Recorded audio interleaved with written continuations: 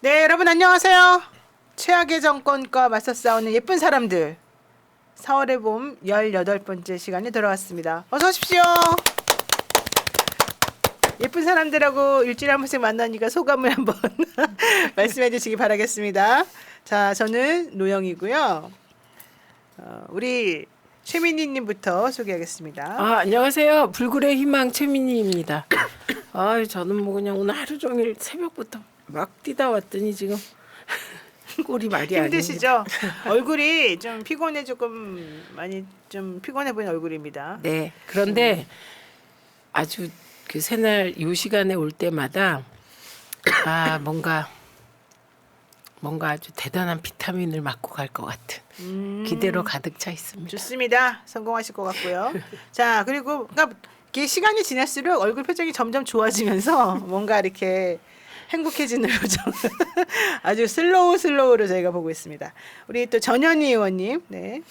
안녕하세요. 반갑습니다. 중성동갑 후보 전현희입니다. 요즘 정말 그 바닥 민심이 정말 바뀌는 걸 많이 느끼고 있는데요. 그래서 시민들로부터 많은 힘을 얻는 것 같습니다.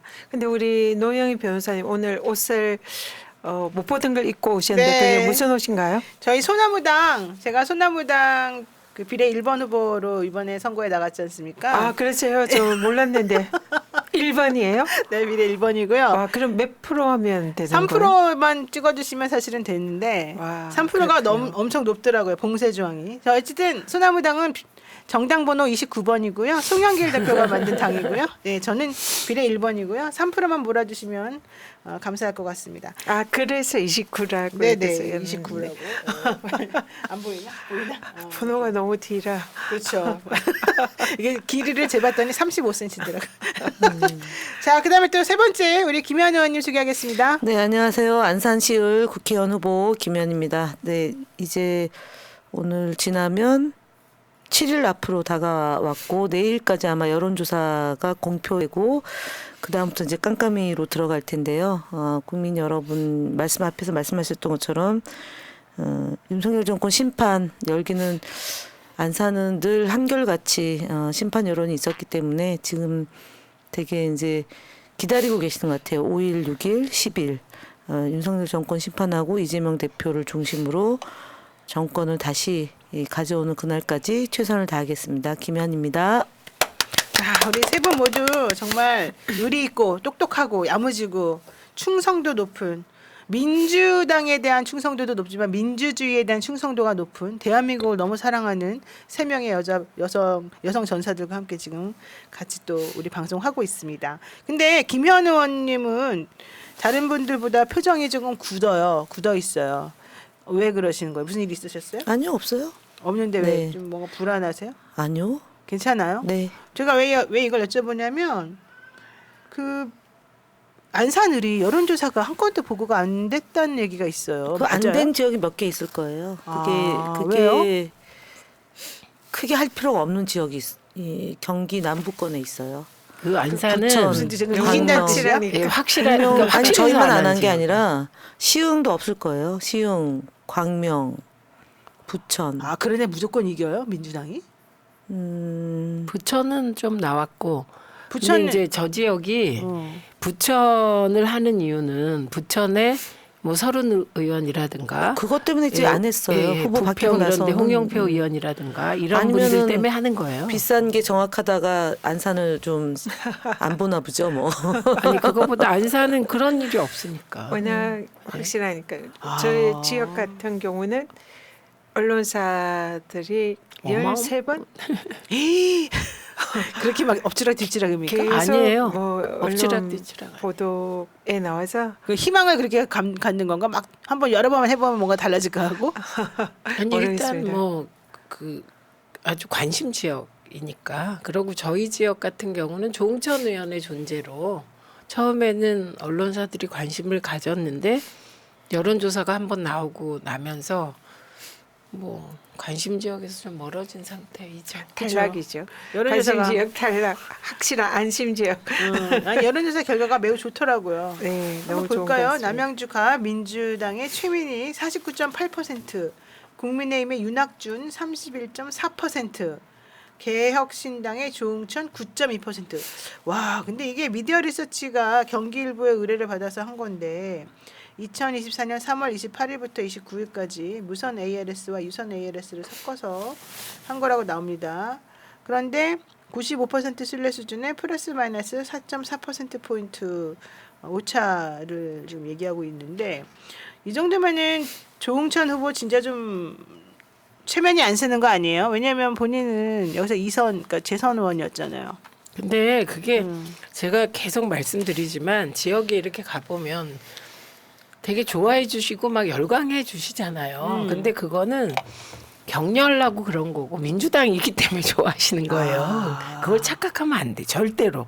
근데 이제 많은 분들이 당선만 되면 이상하게 본인이 잘 돼서 잘나서 된 줄 잘나서 알고. 그랬다고 생각하는 분들이 많은데 안 그렇습니다. 민주당 후보로 나왔기 때문에 그렇죠. 좋아해 주시는 거고 그렇죠. 예, 그리고 개인적으로 팬인 분들도 내가 민주당이기 때문에 좋아하는 거지 제가 뭐 다른 당이면 예뻐했겠습니까? 그래서 하여튼 좀 그런 면이 있었던 것 같고요. 그러나 요 수치는 여론조사는 연령별 데이터이기 때문에 여기에 투표율을 대입하면 또 달라집니다. 왜냐하면 이번에 제가 깜짝 놀란 게 70대 이상의 투표 의향이 90%.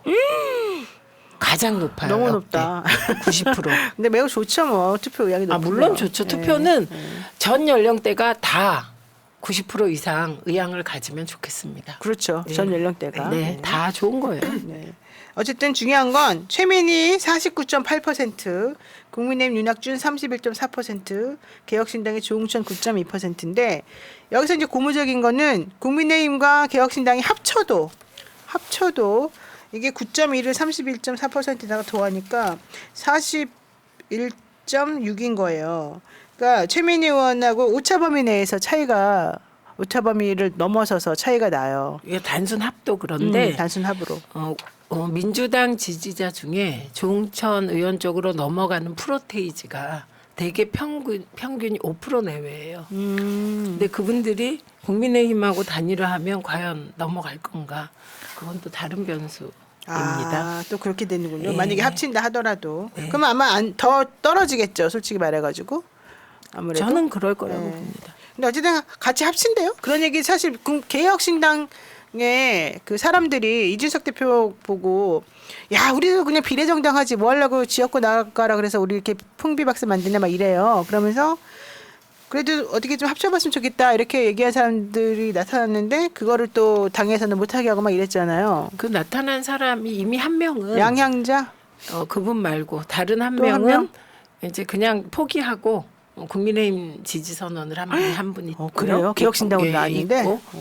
그다음에 양양자 의원은 단일화를 하는데 조건이 정당명 빼고 인물로만 하자는 거예요. 그건 무슨 뜻이에요? 자기가 되겠다는 거 뭐예요? 그러면. 아니 그러니까 정당을 빼고 인물 대결로 하면 본인이 될 가능성도 있다고 보는 것이겠죠. 약간 좀 착각을 그래서 많이 하시네. 단일화의 가능성이 없다고 보죠. 왜냐하면 정당명을 안 넣는 경우는 없잖아요. 그렇지 말도 안 네네. 되는 거지. 그리고 이제 7일 남아서 이제 뭐 하나마나. 단일화의 가능성은 낮다고 보고. 게다가 사전 투표도 있고. 근데 한번 생각해 보십시오. 이 조응천 의원이나 이원욱 의원이나 등등이 거대 양당의 독식 구조를 깨겠다고 그만뒀는데 갑자기 단일화를 하는 게 본인의 존재를 부정하는 것이라서 그렇게 된다면 이제 진짜 그건 논외가 될 것 같아요. 어쨌든 개혁신당은 그러면은 그냥 비례만 한 2석 정도 얻고 끝내는 거야. 그건 모르죠. 이준석도 못 올라가고 그건 모르는 거다.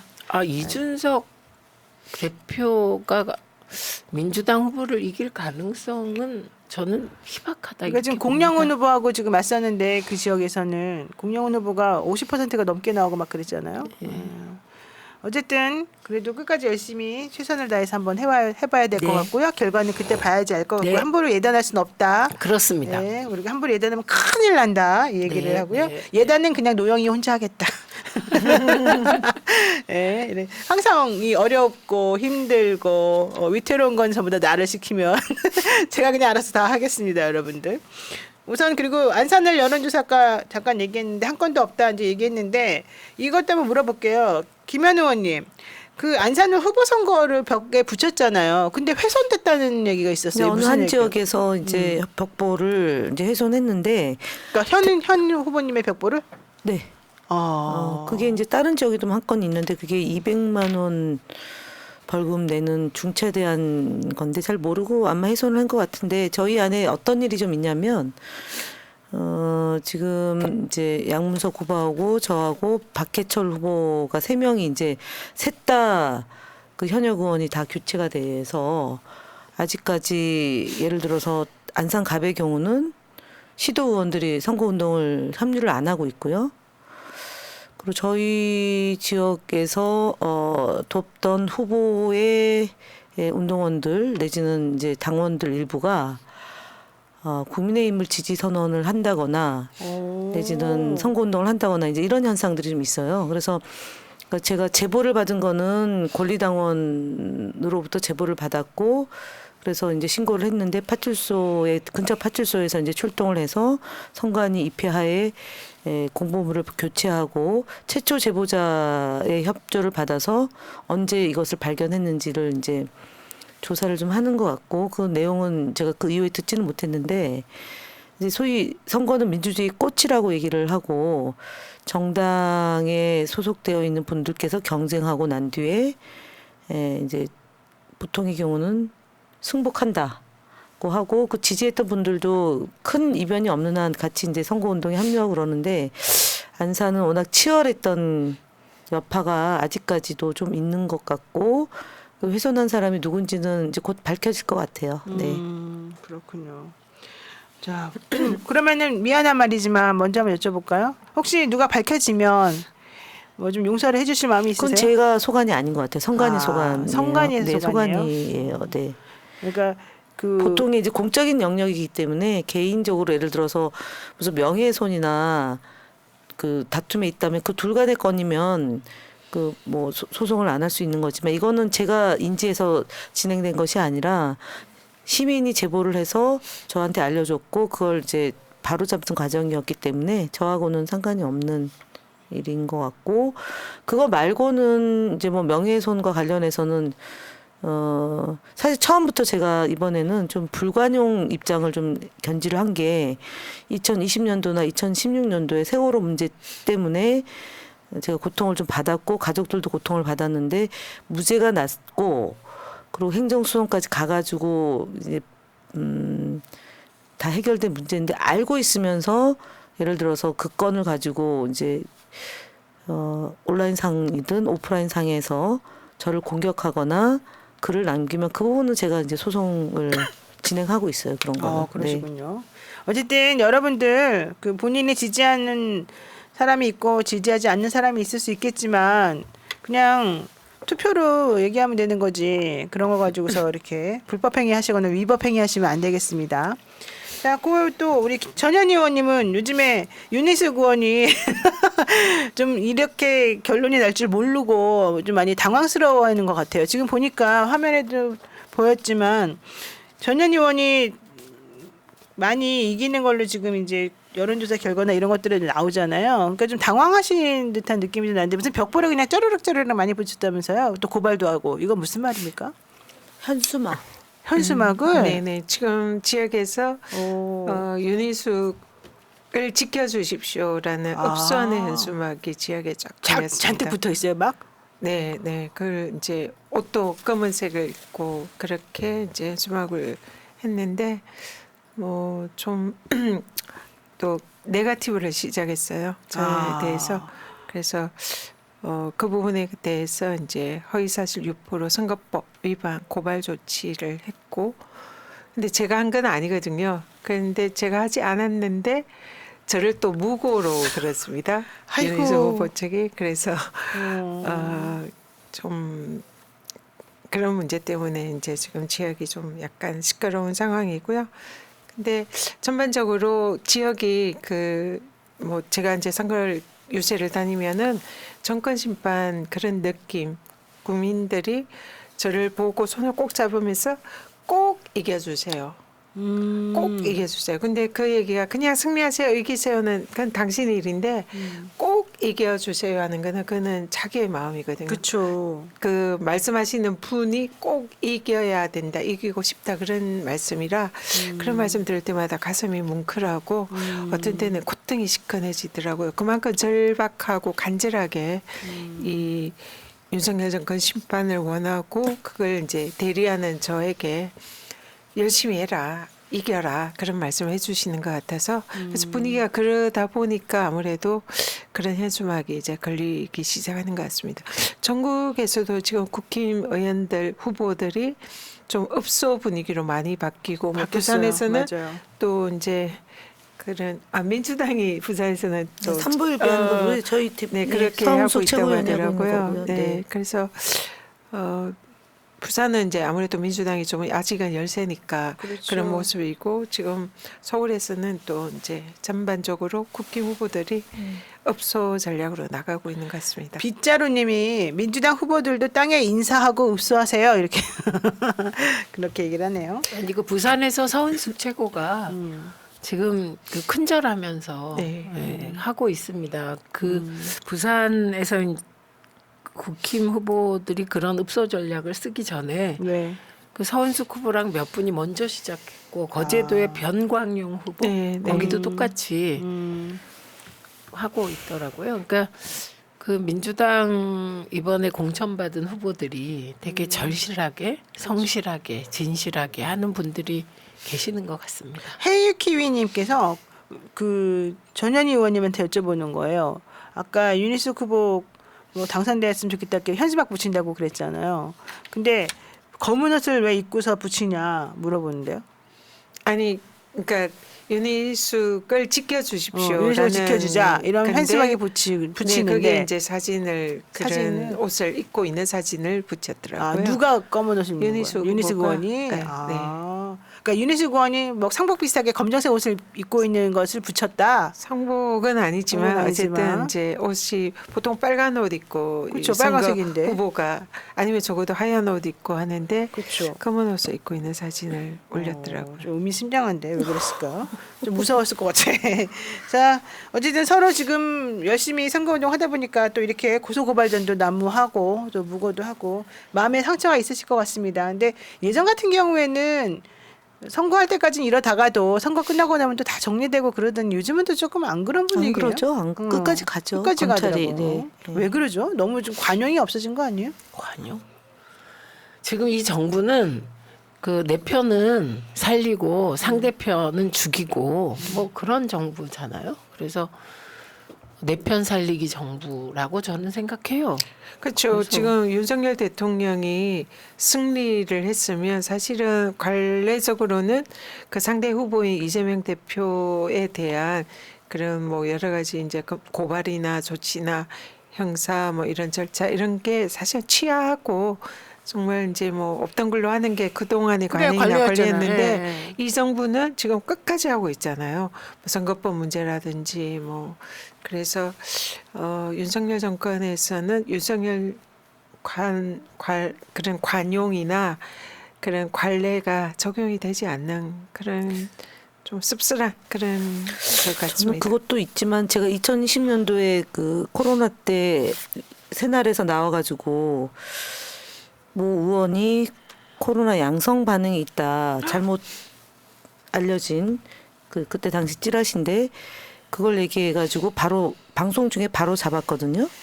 근데 그 소송으로 갔어요. 끝까지 갔어요. 그쪽에서 상대가. 그러니까 윤석열 정부라기보다는 특정한 직업을 갖고 있는 분들이 그런 걸 안 하는 것 같아요. 그게 좀 그리고 이제 그 뒤에 대통령이 되고 나서 더 노골화되고 검사 출신들이 그래요? 정치를 하면서 이렇게 보통 뭐 직업이라고 얘기해야 되는 그 성격이나 그 개인의 성격인지 모르겠지만 저희 같은 경우는 소송하면 되게 그때는 무고로 걸릴까봐 걱정해서 가급적 봐주고 또 이제 쌍방 각 당에 발생하면 제 기억 2016년까지는 그런 문화가 있었는데 네. 2020년부터는 거의 사라진 것 같아요. 네. 우리 정치권에서 없어지고 그냥 끝까지 가고 그렇게 된 거 아닌가? 네, 이렇게 좀 보여져요. 네.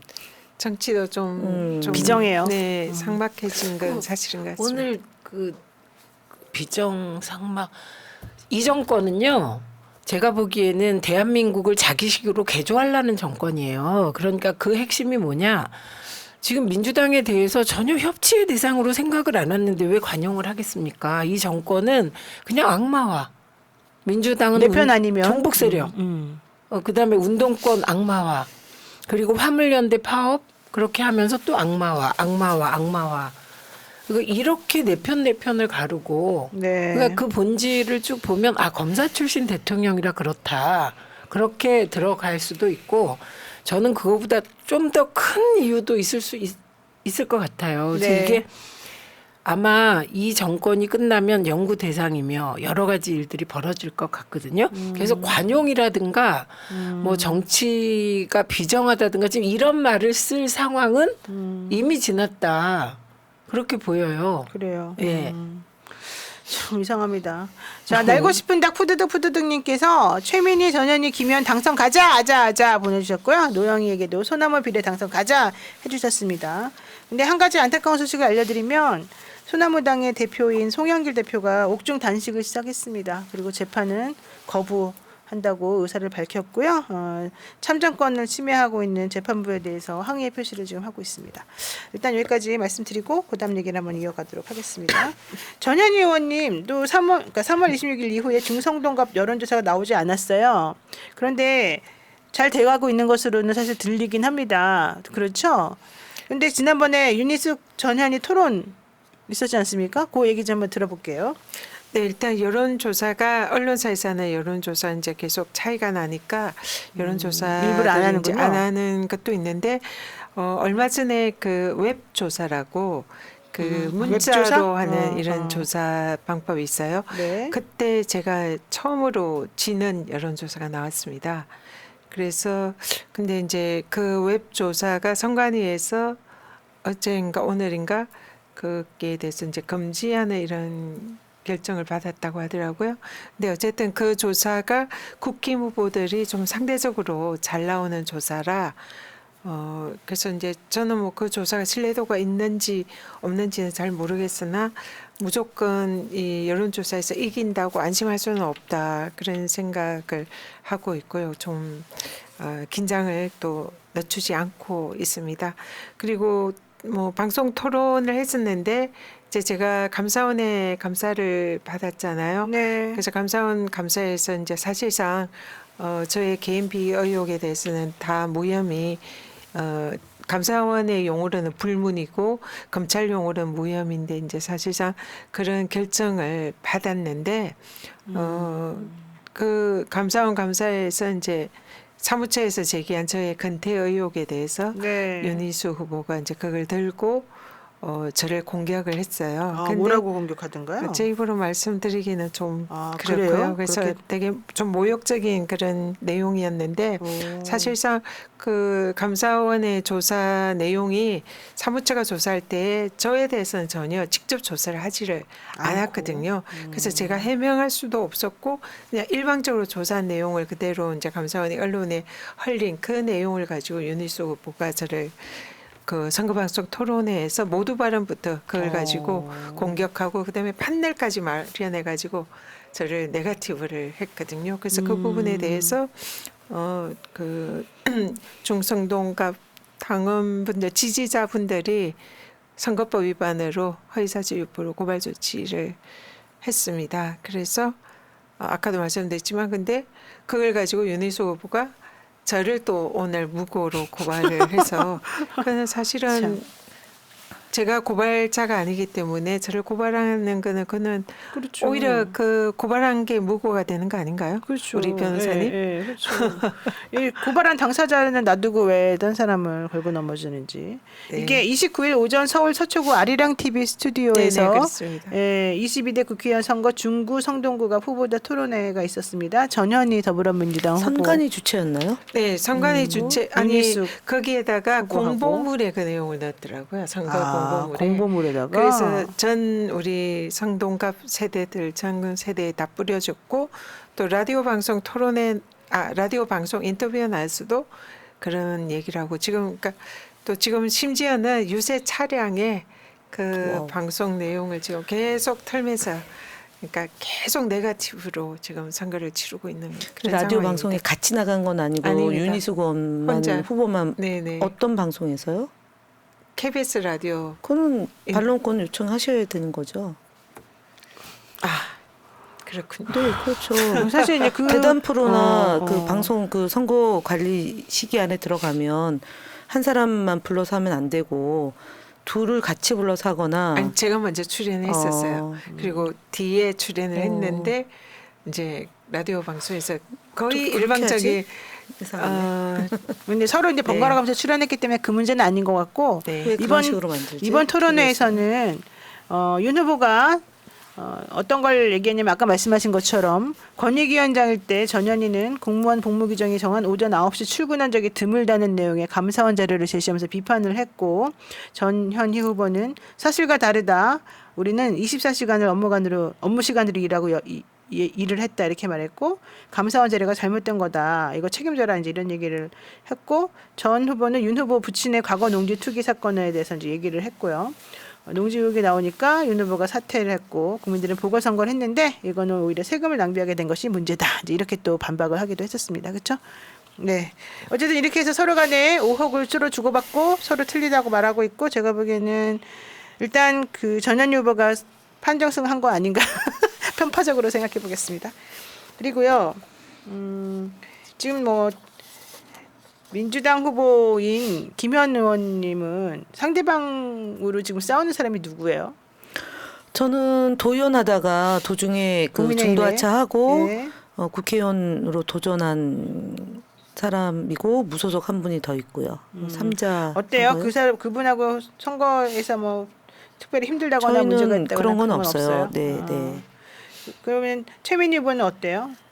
지금 선거운동 하면서 힘들거나 뭐 어려운 거나 이런 건 없어요? 일단 제가 지난번에 그 얘기 우리가 2월 달에 민주당 지지율이 떨어지고 그때 뭐 엄모 씨는 그 즈음에 국민의힘이 180석 할 거다 이런 예측도 막 내놓고 그랬잖아요. 네. 그때 노변이 굉장히 걱정을 했어요. 여론조사가 심지어 미디어 토마토에서도 밀렸다. 그 옛날 얘기인데. 네, 그런데 저는 김현 의원은 더 그럴 것 같은데 저보다 좀 오래 해서 저는 지금 4개월째거든요. 4개월째 바닥 정서는 똑같아요. 그러니까 아까 제가 놀란 게 제가 좀 신기한 그러니까 과거 선거와는 다르게 신기한 얘기를 듣는 게 뭐냐면 꼭 이겨주세요. 네, 이 얘기를 맞습니다. 하는 분들이 너무 많은 거예요. 오늘도 그런 분들이 뭐 한 열 몇 명이 됐던 것 같아요. 그래갖고 여기 다시 해갖고 여기 또 뺐거든요. 다친 데를. 아. 그게 하나 있고 그다음에 또 하나는 고맙다. 이 얘기를 그렇게 하는 거예요. 고맙다고 하시죠. 네. 왜 맞습니다. 고맙대요? 아니 그래서 제가 이거는 뭘까? 그건 뭐냐? 이겨줄 후보라고 생각해서 고맙다. 이렇게 얘기하는 면도 있고 우리는 조응천 의원이 탈당해서 마음이 허했을 거 아니에요. 근데 대체제로 와서 열심히 뛰어줘서 고맙다. 이런 의미도 있고 그런 것이에요. 그런데 그때도 여론조사가 민주당이 밀릴 때도 그 현상은 바뀌지 않았다는 거예요. 그래서 제가 시간 지나면 아니다. 그 공천 끝나면 달라진다. 우리가 그때 얘기했죠. 네, 그때 그랬어. 3월 10일 그래서 지나면 된다고. 이 상황에서 선거를 치르니까 저로서는 역대 치러본 어느 선거보다 제 정체성에 맞는 선거를 치르고 있죠. 아. 솔직하게 이번 선거는 경제 폭망, 민생 파탄, 윤석열 정권 심판 선거다. 나와서 심판해 달라. 심판하는 방법 간단하다. 나와서 일본 최민희 찍어주십시오. 이렇게 그렇죠. 굉장히 단순화시켜서 심플하네. 예. 네. 네 그런 상황입니다. 그러니까 꼭 이겨주세요와 이기세요, 승리하세요는 정말 차이가 달라요. 있는 게 네. 승리하세요, 이기세요는 그냥 그건 당신의 일이니까 그냥 이기세요. 아, 이런 남일이라 건데, 이거죠? 남일이죠. 근데 꼭 이겨주세요 하는 거는 내 일인 거예요. 아. 그러니까 내가 생각하는 이 사람은 나를 대신해서 싸워주는 사람이다. 그래서 이번에 나를 대신해서 꼭 싸워서 이겨달라 이 말씀이거든요. 그래서 이번 선거는 저는 이 지역에서 이제 유권자들을 만나면서 느끼는 게 이 선거는 나 혼자 뛰는 게 아니구나. 이 지역의 주민들이랑 함께 싸우고 함께 뛰는구나 이런 느낌을 많이 받아요. 그래서 정말 콧등이 시큰해지고 네. 오늘도 꼭 이겨주세요 말을 들으면 절로 진짜 눈물 날 것 같아요. 네. 정말 절박하구나, 간절하구나. 그리고 내 책임이 너무 무겁구나. 그래서 저보고 열심히 하세요. 새벽부터 뭐 밤까지 그냥 열심히 하세요. 그러니까 열심히 안 하면 혼내줄 것 같은 그런 분위기예요. 그래요? 네, 그래서 그래요. 너무 제가 아까 말씀 네. 요 얘기도 똑같아요.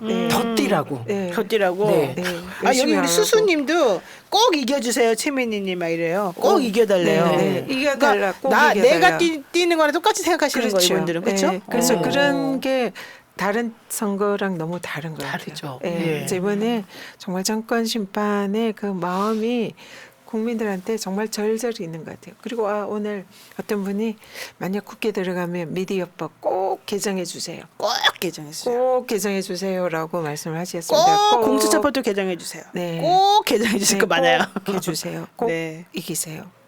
맞습니다. 감사합니다. 진짜 열심히 하겠습니다. 아니, 안산은 이제 우리보다 사실은 밭이 좋거든요. 거기는 어때요? 아니 저는 뭐 본선을 처음 해본 거라서 이전에 분위기는 알 수는 없는데, 그러니까 유세차 타고 골목골목 다니면 찻장으로 계속 이렇게 해주죠. 예. 다 이렇게 지지하시는 흔적을 분들이 잡고 사실은 인사하고 그래서 걱정 우리가 이제 그러면서 저 위험한데라고 이렇게 사고 코너링 날까 봐. 하면서도 이렇게 자꾸 해주고 그래서 거의 말씀하신 대로 조금 이제 늦게 지역에 가가지고 이제 제가 한 달, 두 달 전에 얘기하는 말씀을 지금 하고 계신 거고 그런 분위기나 또 남양주 얘기도 그렇고 제가 사실은 우리 이 자리에 처음 왔을 때부터 정권 심판 그다음에 얘기했죠. 이재명 대표 중심으로 단결해서 대표가 대통령 되는 세상을 꼭 보고 싶다라는 얘기를 제가 10월 달부터 했고 예, 맞아.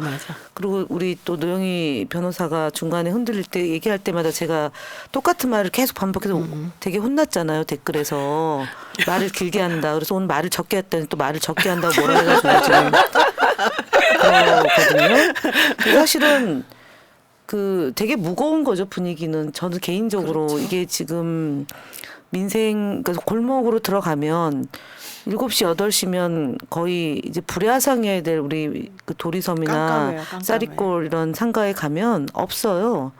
그리고 제가 이제 안산에서 단원갑에 살다가 단원으로 가서 합구가 되면서 이제 상록구로 이제 이사를 가서 성포동이라는 동네에 살거든요. 조금 전에 댓글에서 이제 어느 지역이냐고 어느 동네가 어디냐고 해서 이제 9개 동인데 호수동, 중앙동, 고잔동, 1동, 2동, 성포동, 부곡동, 월피동, 안산동 이렇게 9개 동에 22만이고 그리고 굉장히 광범위한 지역구예요.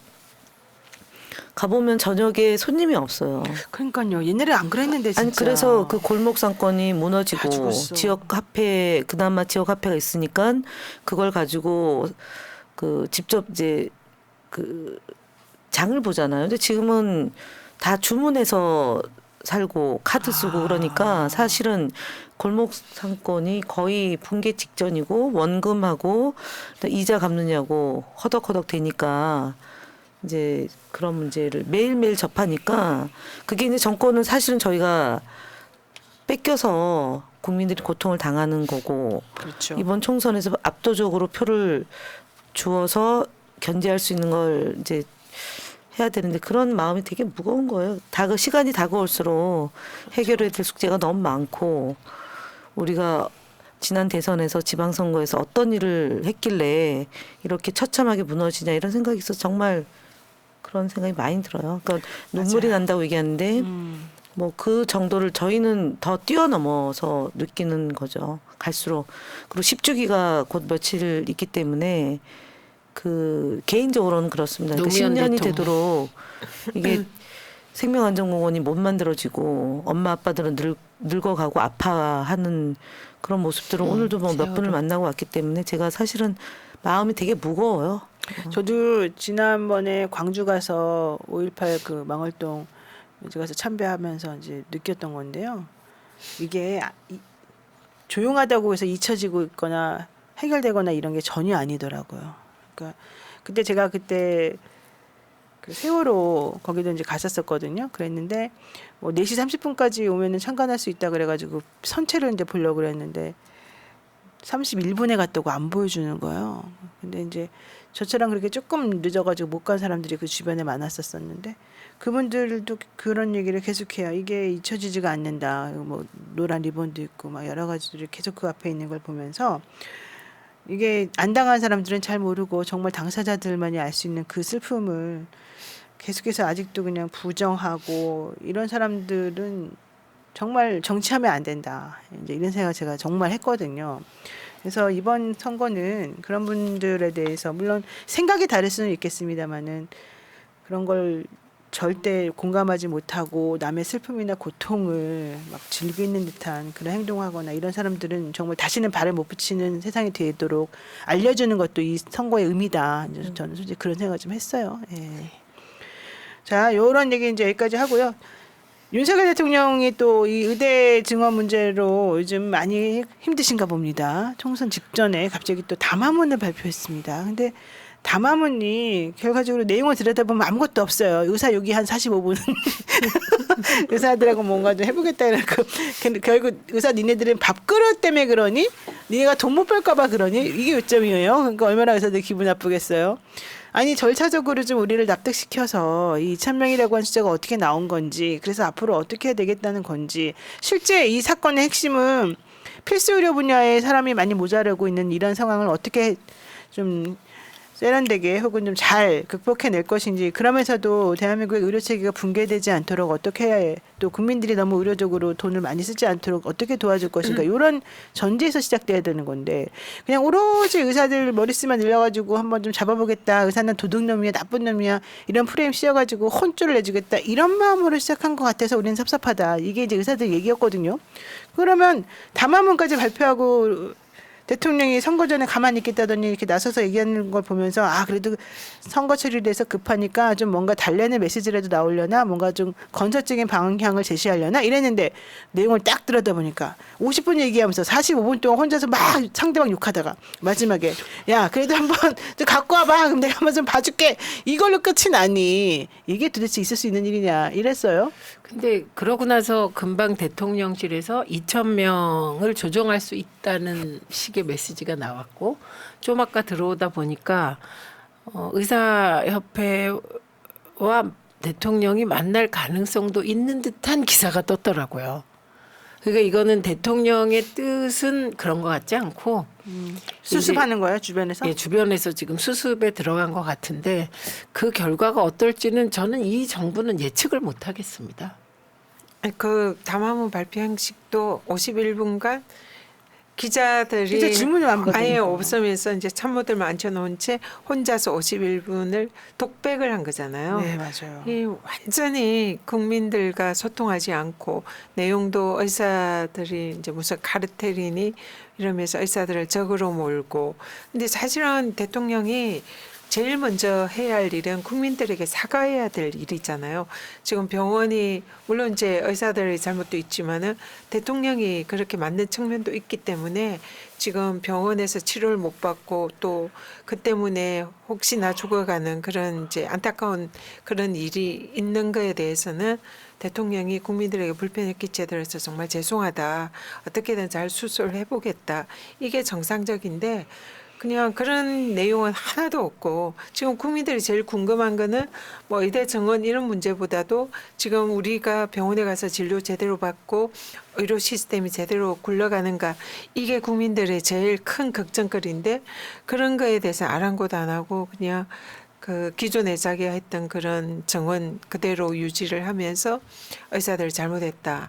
뭐 돈 벌려고 그러는 거 아니냐 이런 식으로 의사들을 적으로 몰면서 가는 그런 모습이 더구나 선거를 코앞에 두면서 그러면 사실은 이게 지금이라도 좀 의료계와 대화를 하고 이게 현실성이 있는지 전문가들하고도 좀 대화를 하고 또 야당하고도 좀 이렇게 의논을 하고 이런 모습을 보여야 진정성도 있고 그러니까 해법이 야당도 될수 사실은 있는데 손을 내밀어서 같이 얘기하면 되지 않습니까? 그러면 되는 거죠. 그렇게 해야 되는 근데 거죠. 절대 안 해. 아니, 다른 네. 주제로도 안 했는데 이거 갖고 하겠습니까? 아, 참네요. 아니 바뀌질 않아요. 지금 현재 위기인데 바꿀 이유가 없잖아요. 자기를- 170석, 180석 된다고. 자기를 나가라고 지금 그러는데도 아, 그거는 일부에서 하는 거죠. 그 귀에 들어오면 그게 정상이죠. 아니 그리고 이상한 분석가들은 아직도 국민의힘이 170석 된다고 대통령한테 얘기한대요. 그러니까. 업무 씨가 이상해요. 옛날에 어떻게 맞췄는지 모르겠어요. 그게 강서 때도 네, 강서 때도 그랬었잖아요. 그런 이런 식이었어요. 그때도. 네. 그래서 지금 누군가 옆에서 참모들이 대통령의 눈가기를 진짜 막고 있는 거지. 안 그러면 화를 내니까. 그분이 안 그러면 화를 낸대요. 나쁜 말 듣기 그야말로 싫으면. 귀에 거슬리는 얘기가. 이거이랑 우화에 나오는 얘기랑 거의 비슷한 거잖아요. 그렇지. 그러면은. 우화에 나오는 네. 이솝 우화에 나오는 얘기네. 그 얘기 두 가지 같아요. 하나는 대통령의 본질 같아요. 이게 그냥. 아. 왜냐하면 우리가 인간의 본질은 바뀌지 않는다. 이 섹스피어가 한 말이에요. 사람의 본질은 안 바뀐다는 거예요. 그 사람이 타고난. 이분의 본질이 어제 담아 51분에 딱 다 드러났다고 봐요.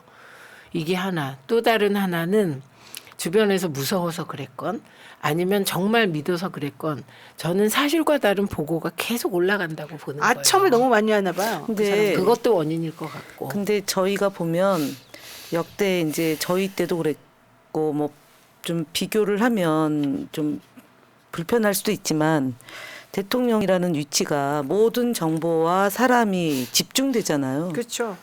권력이. 그러면 이제 1년 처음에는 한 6개월 동안은 좀 겸손하고 1년째 되면 외국을 나가서 몇 번 다니다 보면 융숭한 대접을 받으니까 진짜 왕이 되는 것처럼 아. 착각을 해서 어.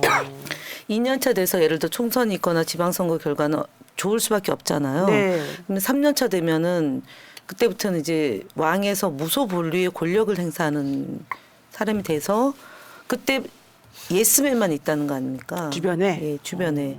그래서 예를 들어서 안 된다 비판이나 대안을 제시하면 그 사람들은 서서 이제 제거되는 상황으로 가죠. 보통 제거가 이제 돼요?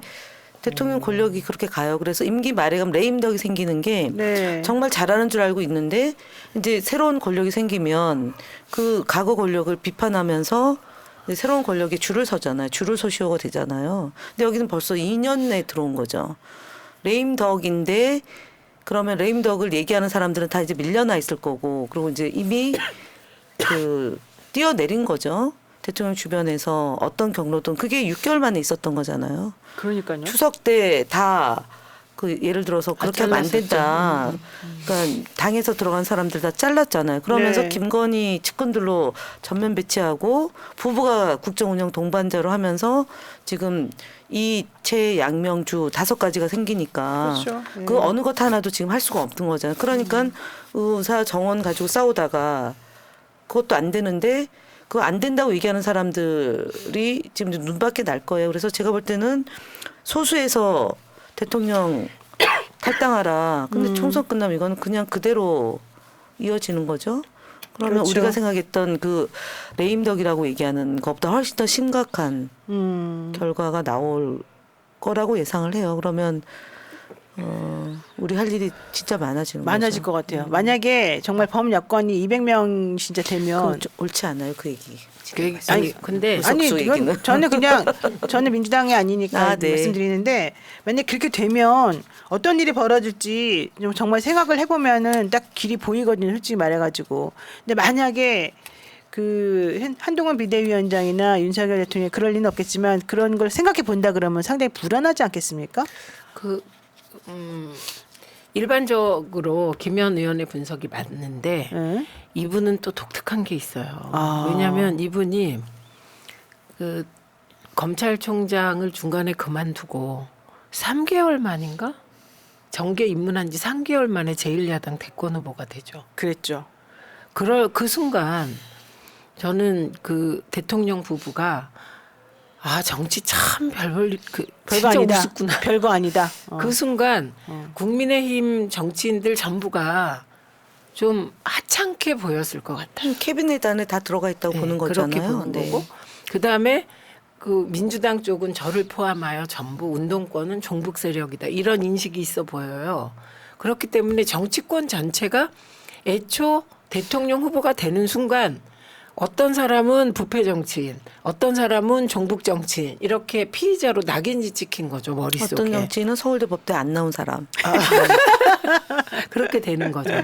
그래서 네. 이거는 그런 일반적인 권력의 법칙 플러스 검사 출신이라는 거 플러스 그 상황적 요인으로 진짜 이건 박정희나 전두환이나 우리가 경험했던 이전의 독재 정권과는 다른 형태의 기이한 독재가 탄생한 것 같습니다. 그래서 검찰 독재 공화국이라고 우리가 얘기하는 거죠. 검찰 저는 정말 독재 독재라고 공화국. 생각해요. 예. 네. 정말 그리고 반성할 줄을 모르고 두려움을 불안한 걸 모르고 이게 어떤 결과를 내놓을지를 모르는 거야. 저는 또 깜짝 놀란 게 이 예. 세상에 어느 여당 대표가 정부가 이렇게 국민 눈높이에 못 미쳤는데 그게 제 잘못은 아니지 않습니까?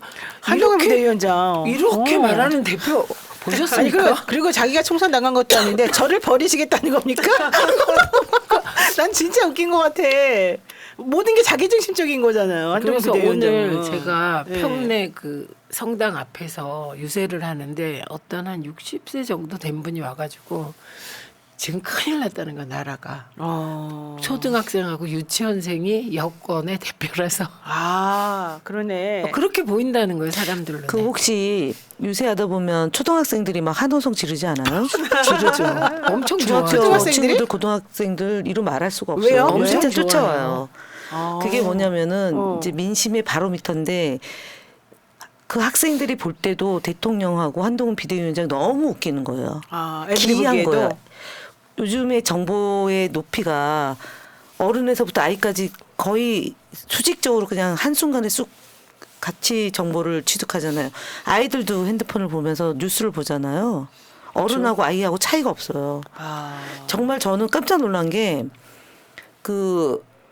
뭐 유치원 애들이 지나가면서 웃는 거는 그냥 유세하는 사람들 그냥 웃는 거고 몇 학년이야 물어보면 초등학교 2학년부터 고등학교 3학년까지 외려 대학생들은 네, 학점 따냐고 바빠서 그러니까 지금 벌어지는 정치에 대한 관심이 조금 애써 외면하려고 하는 게 있는데 정말 쫓아오면서 1번 이재명 1번 더불어민주당 우리 엄마 아빠가 지지해요. 이렇게 맞아요. 얘기를 하더라고요. 그래요? 네. 그럽니다. 저도. 그런 얘기를 해요? 네, 저도 그런 경험 안 해요. 오늘 제가 본 유세차 타고 다니는데 중학생, 고등학생들이 막 열광. 그러니까 유튜브를 통해서 어머나. 정보를 취득해서 혼연일체가 되고 있다. 전 국민이 그 윤석열 대통령과 부부, 그다음 한동훈 비대위원장의 기괴한 행위 이거를 놓고 정말 심판하자가 모아지고 있다. 그래서 지난 대선보다 훨씬 더 집중도가 높다고 저는 느끼거든요. 그 얘기를 대선보다 집중도가 높다 저렇게 똑같이. 그래요? 대선보다도? 예, 우리 지역에 오. 그 올해 이제 당원 활동을 한 분이 있는데 그 유세를 몇 번 같이 계속 나오셨어요. 그러고 나서 하는 말이 대선 때보다 집중도가 높다. 딱 저렇게 표현을 하시더라고요. 그리고 훨씬 더 호응이 좋다. 되게 세련된 진짜 말이다. 비슷한 그래요? 그런데 거기도 우리 그래요? 지역도 같이 이렇게 선거를 치르는 이제 구의원들이 역대 가장 뜨거운 선거다. 어허. 가장 반응이 뜨겁다. 이런 말씀 그러니까 한동훈 하시더라고요. 비대위원 우리는 지난번에도 얘기했지만 이재명, 이해찬, 김부겸 공동선대위원장으로 각각의 특장들이 있잖아요. 그렇죠. 그리고 이제 임종석 뭐 심지어란 말을 빼고 박용진 그러니까 2번 패배 얻은 정말 그 뼈가 다 녹을 건데 그 정도 경선 치르면 그러니까 그런 자기의 고통을 어쨌든 뒤로 하고 선거 유세를 띄고 있는데 지금 한동훈 그러니까 윤석열 선대위원장은 나올수록 지지율을 깎아먹고 한동훈 비대위원장은 거의 사실은 제가 볼 때는 큰 선거를 해본 적이 없는 아마추어잖아요. 근데 이분이 그러니까 이제 막 셀카 찍다가 그 이상한 포즈까지 취하다가 지금은 거의 이제 말 그대로 제가 무슨 책임이 있냐라는 식으로 그러니까 분리시켜내는 네, 결국은 맞아요. 대통령하고 싸움을 벌리겠다는 거잖아요. 대통령 때문에 선거에 졌다. 나중에 나는 그러려고 책임이 그러는 거지. 없다. 이것을 책임을 지금 전가하려고. 의회로 돌아가서 얘기하는 건데 그렇죠. 대통령은 한동훈 비대위원장 때문에 그렇게 됐다라고 또 얘기할 거 아니에요. 그러니까 집안 싸움이 아주 볼만할 것 같아요. 그러니까. 오늘 보니까 네. 국민의힘 후보들은 그 하얀 전버 네. 그 빨간색을 안 입고? 한동훈 위원장조차 평복 입었죠. 네, 이상한 평복을 색깔. 입어요. 네.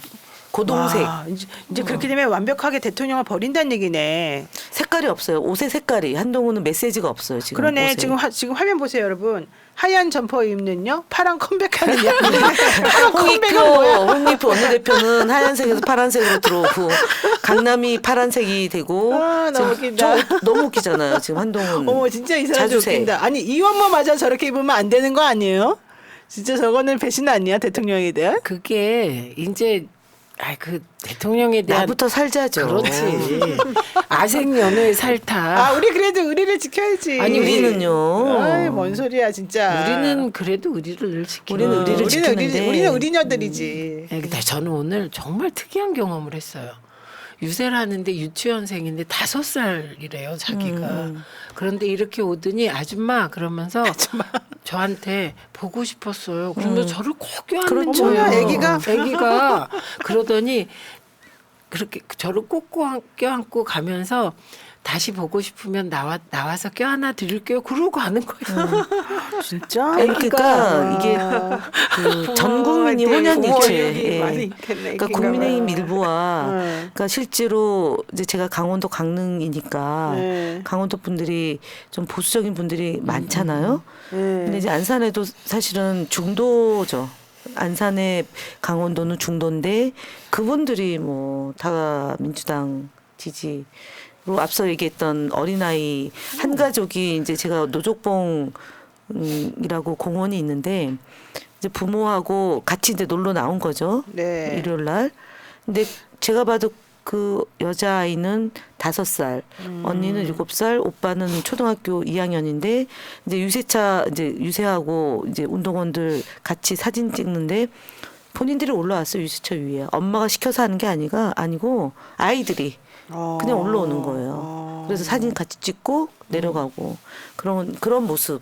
그래서 이게 정보화 사회가 이제 한 20년 넘어갔잖아요. 97년 우리 DJ 대통령께서 정보화 사회에 레일을 깔고 노무현 대통령이 그에 탑재해서 그 이명박 박근혜 문재인 대통령까지 해서 이 세대가 97년 요 세대의 아이들이 이제 또 아이를 낳아서 되는 것 같아요. 그런 민주주의 문화가 정말 이렇게 점점점 깊어지고. 알겠습니다. 네. 이번에 그 뉴스공장이나 새날 등 유튜브와 보수 언론의 대결이라니까요. 보수적인 그 중앙 확실히 언론의 유튜브가 센 것 대결이에요. 같은데? 왜 내가 세냐? 왜 세냐? 어. 누구든 이건 이렇게 보지만 저도 지금 선거운동하면서 TV를 한 번도 본 적이 없어요. 맞아요. 저도 안 봤어요. 예, 그게 그런데 보통 사람들이 바빠서 TV를 보고 이렇게 앉아 있기가 힘들어요. 그건 특정 직업군이에요. 그러니까 이게 다 이걸로 보기 때문에 저는 유튜브가 이길 거라고 봐요. 그러네.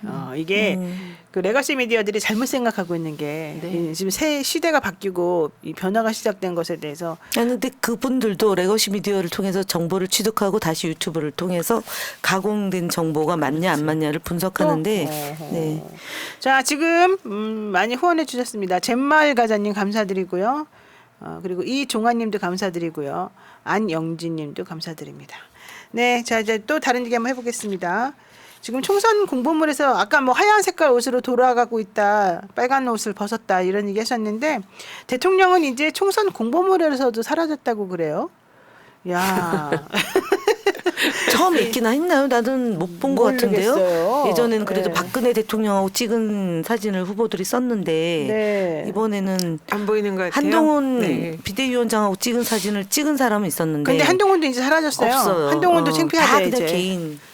아니 개인 사진 근데 썼어요. 그 이상한 게 정당 사무소 저희 지역에 후보는 없고 정당 사무소라고 하는데 한동훈 위원장 얼굴이 있는 거예요. 그러니까 왜요? 무슨 김일성 수령동지도 아니고. 아니 그러니까 사람들이 후보가 바뀌었냐 이렇게 물어본 사람이 있었어요. 후보가 바뀌었냐고요? 아니 그러니까 어. 좀 하여튼 뒤죽박 지침이 안 내려가는 거죠. 중앙당이 그렇죠. 지침이 없는 거죠. 그런 거에 비해서 이번에 민주당은 정말 진용이 좋은 거예요. 경험 있는 사람들이 딱 틀어지고 김민석 상황실장이 조금만 무슨 일이 터지면 혹시 누가 먼저 선수 칠까봐 이 사안에 대해서는 중앙의 지시를 기다리다가 딱 와요. 김민석 시장님이 정말 손이 저 빠르네. 꼼꼼하고. 대처를 잘하시네. 네. 네, 잘하시는 것 네, 같아요. 네. 네. 참 사실 그렇게 큰 기대는 안 했는데 나는. 그래요? 왜요? 잘해요. 근데 엄청 노장이에요, 잘하시네. 노장. 엄청 잘하시네. 게다가 어.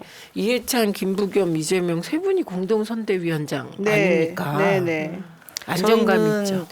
이슈가 좀 있었던 지역이라서 사실은 지난 한 5일 지난주 28일이면 5일 됐나요? 28일. 오늘 4월 2일이에요. 28일. 5일입니다. 5일 딱 되는데 5일 그러니까 4일 동안 좀 시끄러웠죠.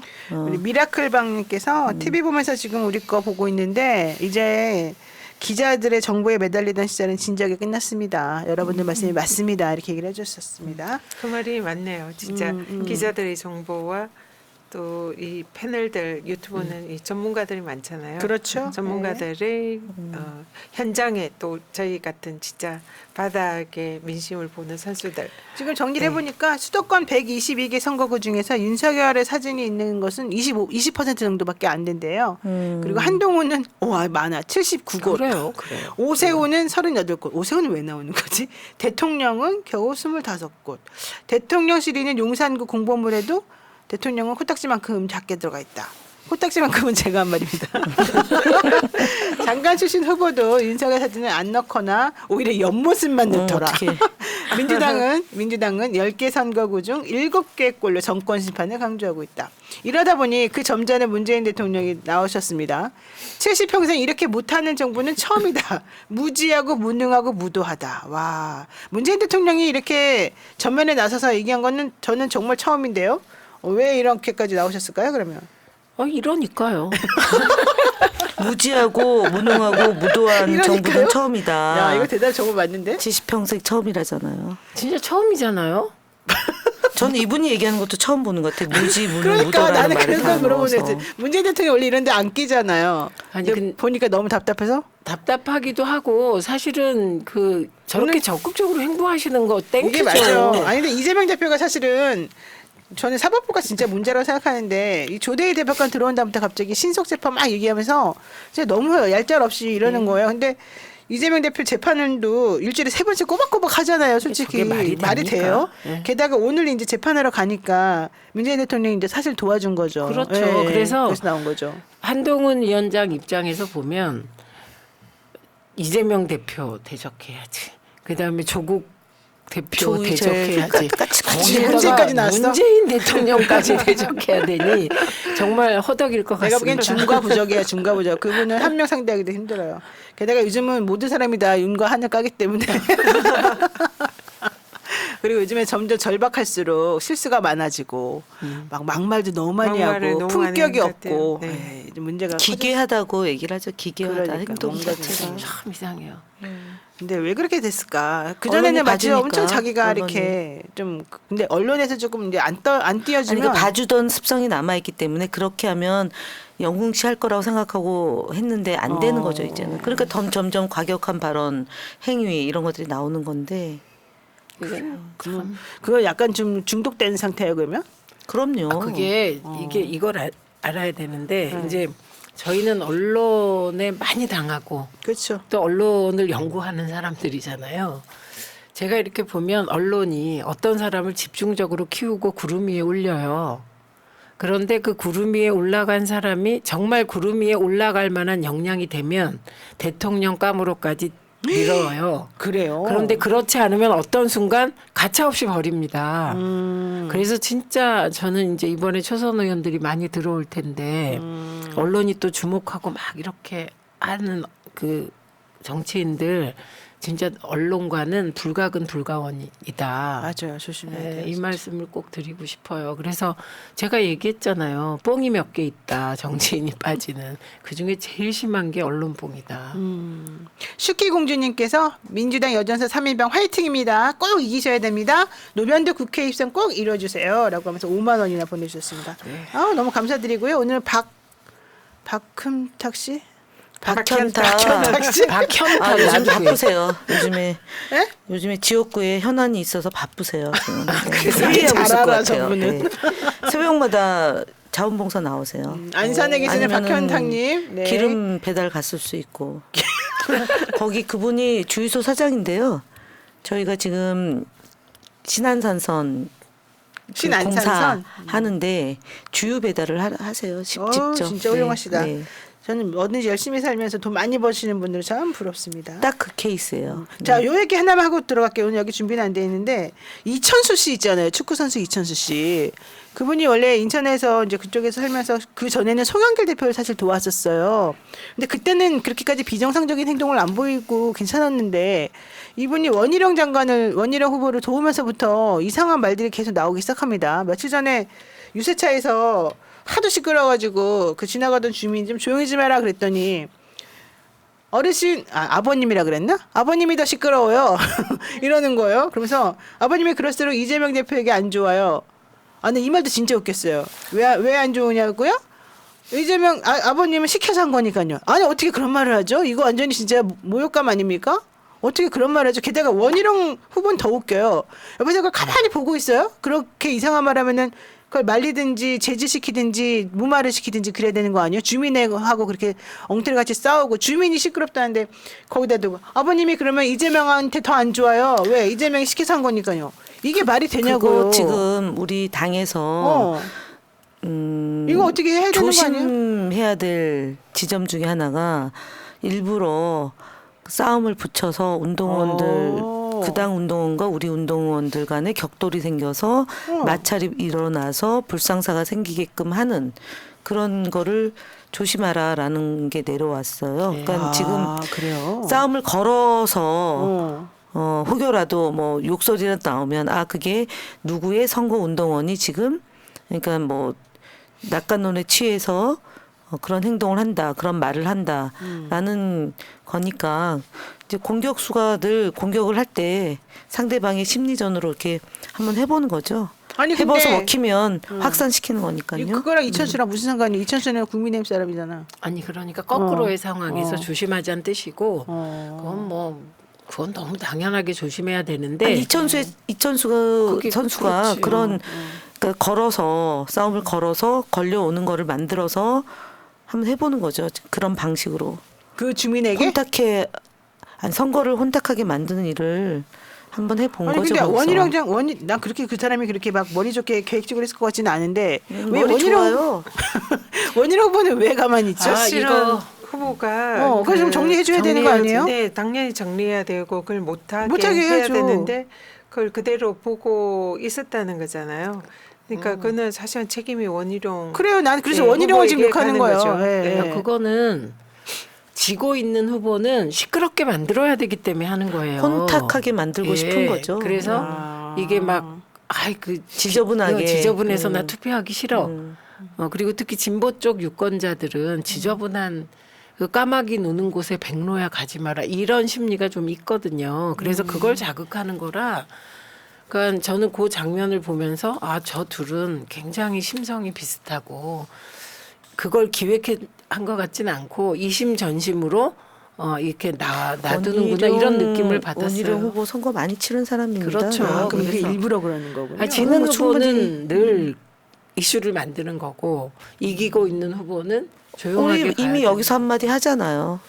그 상황을 여기서 얘기하잖아요. 네. 이것도 노이즈 언론에도 마케팅이에요? 보도가 되고. 아무리 봐도 그렇죠. 그건 옳지 않은데. 자, 마지막으로 이거 하나 정리하고 끝내겠습니다. 이재명 대표가 박빙 지역이 49개다. 언제든지 반대로 갈 수 있다. 조심해라. 이렇게 말했습니다. 그러면서 또 한편으로는 윤석열 대통령은 여전히 심각하게 생각 안 하는 것 같다. 우리가 그를 엄하게 심판해야 된다. 이제 이런 얘기를 했습니다. 자, 요거는 맞는 말일까요? 저 얘기는 무슨 얘기냐면 제가 아까 말씀드렸잖아요. 여론조사는 연령 분포로 나눈 과학적인 수치예요. 그런데 예를 들면 A라는 지역에서 70대 이상이 투표율이 더 높아지고 40대 투표율이 떨어졌어요. 그러면 민주당 후보한테 불리하게 나오겠죠. 그래서 언제든 뒤집어질 수 있는 거예요. 그래서 우리가 보통 오차 범위를 얘기하잖아요. 그게 플러스 마이너스 4.4면 8.8, 8.8 그 사이잖아요. 8.8. 그렇기 때문에 한 10% 차이 나는 것도 뒤집어질 수 있다. 그래서 어쨌든 49개, 조심하자. 네, 49개 뒤집어질 수 있다고 그 뒤에 붙인 말은 그럼에도 불구하고 이번 총선은 정권 심판 총선이다. 그렇게 하신 거예요. 충성동갑 경우에는 국힘과 민주당의 지지율, 당 지지율 자체가 거의 비슷하게 나오는 이런 그 여론조사들이 꽤 있더라고요. 그러니까 여기는 뭐 민주당이 뭐 지지율이 확 높거나 그런 지역이 아니라 그냥 그야말로 이제 비슷하면서 중도층이 이렇게 가운데서 이제 어느 쪽으로 표를 줄까. 그러니까 대표적인 스윙보트 지역인 거죠. 그리고 젊은 층이 굉장히 많습니다. 20대가 한 20%인가 뭐 이 정도 된다고 하더라고요. 근데 20대들이 대부분 표심을 정하지 못했다고 합니다. 이런 조사에서. 그렇기 때문에 이 20대가 어디에 표를 주느냐에 따라서 이 지금 선거의 판세가 달라질 수 있는.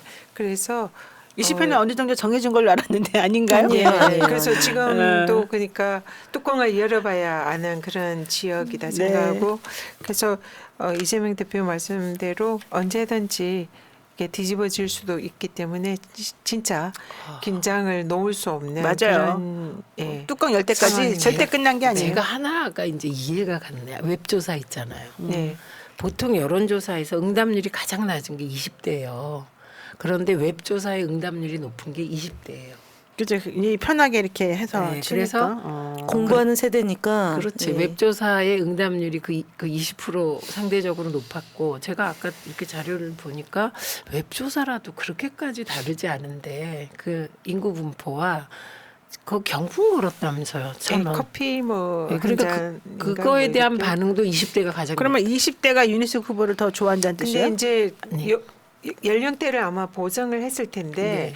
중앙선관위에서 이제 그런 자료를 달라 이러니까 그렇지. 그걸 이제 제출을 이제 못했잖아. 개인정보 때문에 제출을 못하니까 이제 그런 이상한 여론조사 하지 마라 네. 이렇게 이제 금지 명령을 받은 건데 실제로 그 연령대를 제대로 해서 뭐 예를 들면 6, 70대도 그 커피 쿠폰 받으려고 응답을 했는지 이런 부분을 이제 알 수가 없는 거죠. 그리고 그렇게 하면은 내가 노출이 되잖아요. 그 답을 하는 과정에서. 그러니까 내가 노출돼도 상관없다 이런 생각으로 하는 사람만 이게 표집이 되고 그렇지 않은 사람들 건 안 나올 거 그래서 아니에요. 그런 게 이제 제대로 그 뭐 연령대나 뭐 이런 이제 게 보정이 됐는지 아닌지를 검증하기가 어려운. 근데 그런 하여간 조사인 거죠. 웹조사도 저 한번 해봤는데 아, 해보셨어요? 그냥 했어요. 내부적으로 했는데 그게 좀 달라요. 다른 조사하고. 자, 그게 뭔지 모르겠어요. 알겠습니다. 이동건님께서 우리 새 후보님 후원금 다 찼죠? 방송 볼 때마다 후원했었습니다. 고맙습니다. 아유, 맞습니다. 고맙습니다. 저도 드디어 찾습니다. 감사합니다. 자, 지난번에 고맙습니다. 말씀하셨고, 네. 자, 요거 하나만 여쭤보고 정리하겠습니다. 이제 4월 4일부터, 그러니까 이제 이번 주예요. 이번 주부터 5일. 5일부터예요? 5일 6일. 그 이제 여론조사 공표 못 하잖아요. 이제 그러면은 보통 당에서는 자체 조사를 좀 하면서 공표는 안 하잖아요. 그 자체 조사를 해보면은 공표됐던 여론조사하고 차이가 많이 납니까? 아니면 비슷합니까? 만약에 아주 커다란 사건이 벌어지면 뭐 바뀔 수 있습니다. 근데 그렇지 않은 경우는 그 깜깜이 기간에 뒤집어지는 경우는 크게 많지 그러니까 않죠. 깜깜이 기간 동안에 자체 여론조사를 해봤을 때 그 퍼센테이지가 그 좀 전에 직전에 나왔던 그 공표되는 여론조사하고 차이가 많이 나요? 별로 차이 안 나죠? 이건 뭐 별로 차이 안 났던 것 같습니다. 근데 합니다. 저기 다 하죠. 언론사에서도 하고 다, 네, 합니다. 다 하죠. 그러니까 네. 이제 공표만 안 하는 거죠. 네. 근데 어쨌든 그 경향이나 이런 것들은 특별히 차이는 없는 것 같고 그 경향이 유지되는 것 같더라 이런 얘기군요. 이게 우리가 의대 정원 자꾸 얘기하잖아요. 근데 네. 어떠신지 모르겠는데 저는 바닥에서 그거를 주제로 얘기하는 분 딱 한 분 봤어요. 아. 보수적인 우리 동네 단체의 장. 딱 그 한 분이 윤석열이니까 밀어붙여서 이걸 해내지 않냐라고 칭찬하기 위해서 그 얘기를 썼고 의대정원 관련해서 그거는 예를 들면 보수 세력이 윤석열 대통령이 잘한 게 없어서 늘 그냥 뒤로 이렇게 하고 있었는데 그나마 말로 칭찬할 거리가 생겼다 이런 느낌이었고 그 외의 분들은 저는 진짜 의대 정원을 이슈하는 걸 못 봤어요. 코로나19를 가장 훌륭하게 극복한 전 세계에서 그렇죠. 그게 우리나라죠. 1위잖아요. 그러면은 의대 정원 문제가 불거져서 병원 가기가 어려워지면 우리 국민들은 거기에 맞춰서 또 병원 가는 거를 조정할 수 있는 그런 실력을 갖춘 국민들이에요. 근데 이게 느닷없이 2,000명을 늘려서 총선 앞두고 김건희 이슈를 덮어버리려고. 상쇄시키려고 하는 거면 국민들이 이미 알고 있는 거죠. 그러니까 이슈가- 아파도 병원을 조정하는 국민이에요.